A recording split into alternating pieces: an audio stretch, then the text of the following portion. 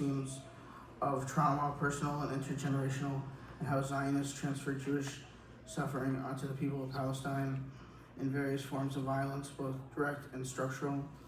Quote, light shines from the menorah and reflects against the dirty, discolored window. Colors from candles meld with paw prints from the dog. He barks aggressively at squirrels. Is the dog like my father, frustrated, existentially anxious, or is he like the subsequent episode of psychosis in my brother years later? Emotions scream inside all of us until the vocal feelings meld into a depressing reservoir. They leave us tongue-tied as we drive home. We light the candles and I wait eagerly to open presents.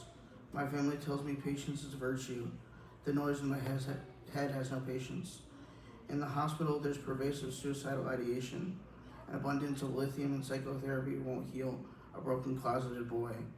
I take notes in class and an Arab girl asks me, do you even know your own history? Of course. I pause. I think. I'm in a cold box made of drywall and tears. I've been here all my life. In this moment, I realize I'm like the dog. Maybe the dog's father was fearful too. I've contemplated the genocide in Gaza, the weight of what I didn't know and what I wasn't sure I had the right to say. As an American Jew, I've inherited a legacy of persecution and displacement. That trauma lives in my body, passed down through generations. I've also inherited myths about safety, sovereignty, and Jewish supremacy that have been used to justify the ongoing ethnic cleansing of Palestinians.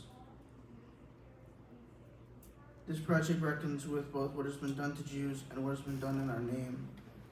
In the continued violence against Palestinians, we inflict catastrophic harm, and in turn, wound ourselves. When a historically oppressed people becomes an agent of subjugation, something essential breaks: empathy and moral clarity. We cannot heal without facing this truth and returning to values like tikkun olam, a tradition of repairing a broken world. I grew up in a suburb of New Haven, Connecticut. It was a town with a sizable Jewish population. I went to camp at the local Jewish community center and had a bar mitzvah. I felt deeply connected to my culture, yet a quiet sense of dissonance lingered beneath that belonging. Over time, news from Israel increasingly unsettled me. Why are we supporting such violence? I would ask myself. When I voiced these concerns, responses were often defensive, as if I had challenged a core part of people's identity. For many, Israel is not simply a nation state, but inseparable from Judaism itself. This has always felt strange to me. The modern state is barely over a century old, yet it is often spoken of as if it has existed for thousands of years.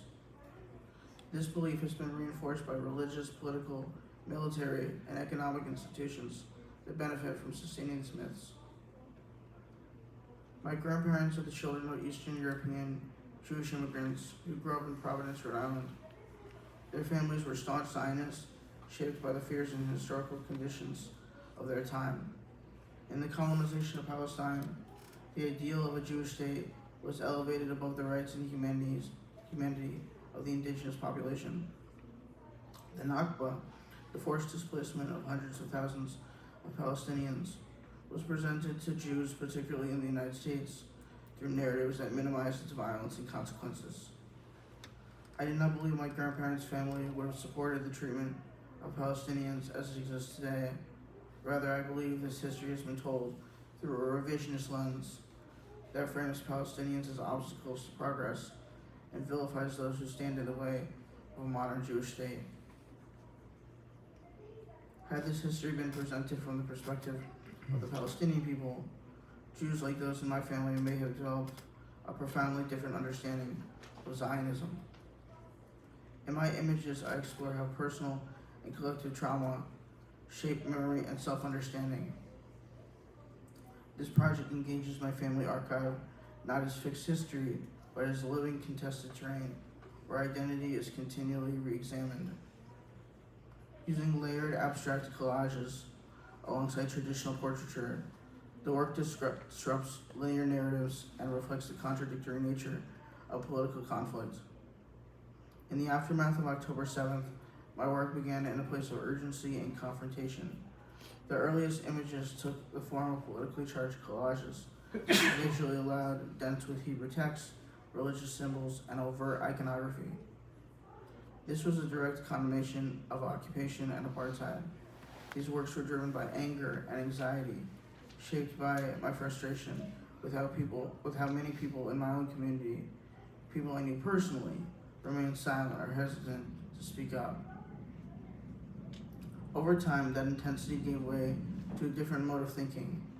The work shifted towards more traditional black and white photographs, rooted in my personal life, marked by a quieter, heavier emotional register.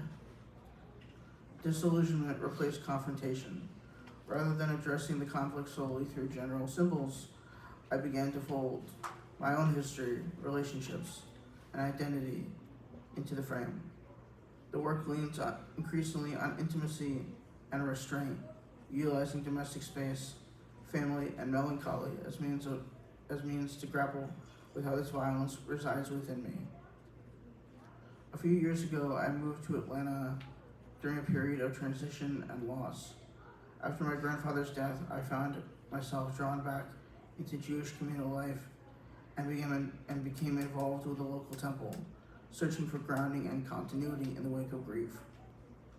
I soon stopped attending services as they became a stage for propaganda rather than spiritual healing.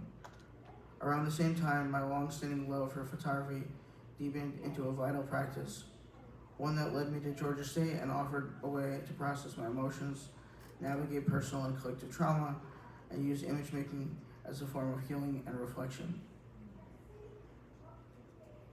Georgia State is very socially and politically progressive regarding a multitude of issues, and my professors have unequivocally condemned the violence in Gaza. That means a great deal to have those supportive voices amplify important causes. The area of contention regarding GSU recently is its complicity and proximity to the Georgia International Law Enforcement Exchange, or GILEE. This program funds Atlanta police troops to be trained by the IDF, allowing for the militarized tactics used by a genocidal regime to fill the streets of the most surveilled city in America.